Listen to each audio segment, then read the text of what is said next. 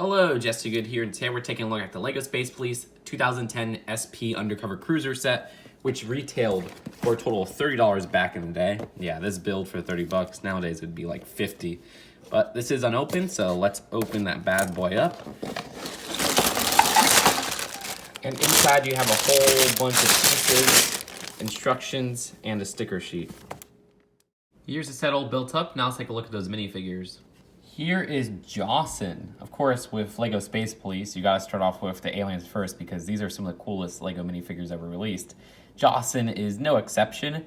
This head mold is freaking crazy. I think Jang used that as part of his aquarium once, which, yeah, that could be used as a fish. It's super creative. But the thing with Jawson that's kind of weird, well, there's two things. First off, the name. Jawson, really? That's the intimidating big bad name you choose for the last wave of Space Police sets?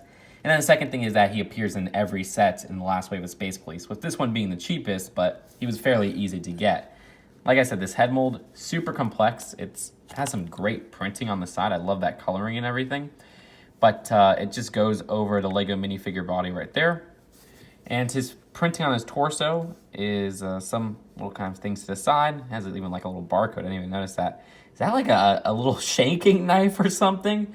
Oh my gosh. And on the back, he has some printing as well. Again, very intimidating looking guy. It's just the name that's so lame. Jawson. As for the Space Police person, well, he uses the new helmet for that time, because it was actually introduced in the early Space Police Year 2 sets in 2010. Then it was reused a lot in the LEGO minifigures line and such, and the rest is history. We have some printing on the back of his torso as well, and for that face print underneath, very common one. It's the same one they used on the back face of Agent Chase with no back facial printing. So there's two builds of the set. Of course, first we'll take a look at the Undercover Cruiser. So here's a police vehicle, and this is when it's not undercover, but this is how it's shown in the front of the box. The transforming feature on here for the undercover vehicle is freaking awesome. We'll show it in a little bit, but to make it stand up, I put this part on the back kind of facing down, but really how it's supposed to be is facing upwards because this is a very swooshable vehicle. Now, it does have a very interesting design. Like, it's very top heavy. All the detail is at the front of the vehicle, with the middle having, admittedly, kind of a bad hollow design. I don't know. I like how unique it is in terms of the design, but also it just doesn't look too right with all that empty space in the middle. Also, the set is loaded with stickers on this police one. We have 3 up at the front, 1 right there, 2 in the middle with these police ones, also these 2 on the wings, and 1 right here that shows really where the play feature starts. And before we get to that awesome play feature, we gotta take a look at the weaker one, which is flick missiles, which they have on both of these wings. And around that time, LEGO put every set with frickin' flick missiles. They didn't really go too far because you gotta give them a good flick as I just did.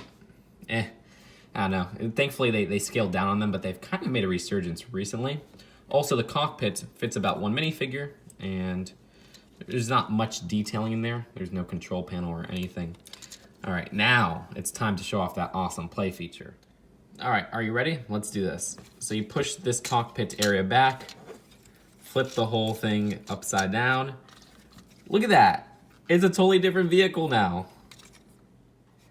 The police vehicle is now a cargo vehicle undercover. Everything just fit perfectly, didn't it?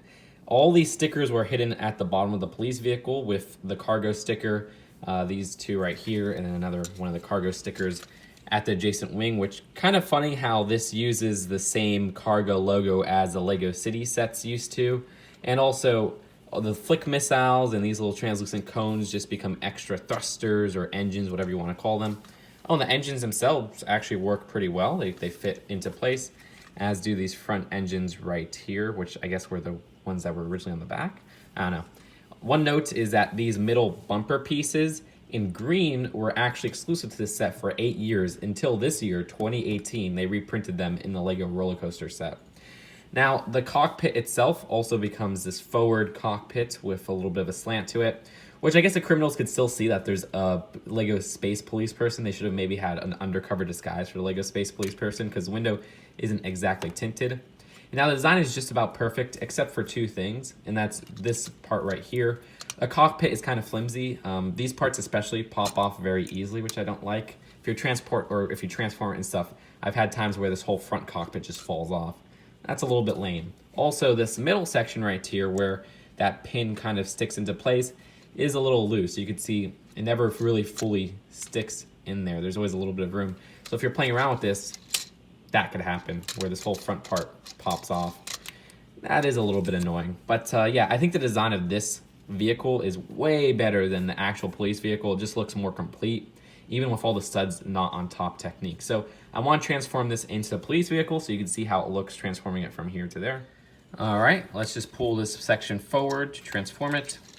And bam, now it is the police cruiser. That's it for this build. Let's take a look at the inferior build. That inferior build is Jawson's ship, which, yeah, this is kind of lame. We have 2 flick missiles at the side, which you guys know how that works. Enough room to fit Jawson at the front, which there's just these 2 little switches as his controls. Other than that, I mean, there's this play cannon at the front, or more display cannon, I should say, because it's not a play feature or anything like that. And the big flame at the back, which I used to love getting back in the day because it was introduced in the LEGO Space Police line. But that's it for the builds. Let's take a look at the packaging and then the final verdict. So here is the front of the box, all that classic LEGO Space Police design with, I think, the red outline on the 2010 versions, and you can see all the play features on the back with the transforming play feature actually displayed pretty well.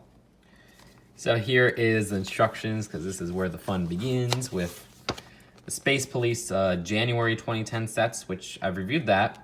Not going to comment on the set because I'm recording this in August. I don't know when I'm going to upload this. It could be September, October, November, December, I don't know. And I plan on getting that very soon, so it's probably already in a haul. We have this one right here, which of course we're reviewing. The Lunar Limo, which this is a set I plan on getting very soon as well. And the Space Police HQ, which I regret not getting. I wanted that so much in 2010. I don't know why I didn't get it. And now it's very expensive, so woe is me. And that's really the only thing. Oh, they have a little bit of the play feature going on here. And of course, classic Win Kid, which this guy was like a meme for a while. So overall, the LEGO Space Police Undercover Cruiser set is a design that is so fun to play around with. Like, I love that play feature. And honestly, the Undercover Cruiser looks better than this little Space Police Cruiser. I don't know why they show this one at the front. But still, this one doesn't look terrible. And then this little build right here is just nothing. But that play feature is so creative and well done. There's also some cool pieces in here, of course, with the minifigures and those little bumper pieces. So yeah, this was definitely one of the better Space Police sets in my opinion because of that play feature. And one that I kind of overlooked back in the day. Like, I didn't really care for this one, but now that I have it, I'm kind of glad I have it. So that's it for now. Hope you guys enjoyed this video. I'll see you guys later. Peace out.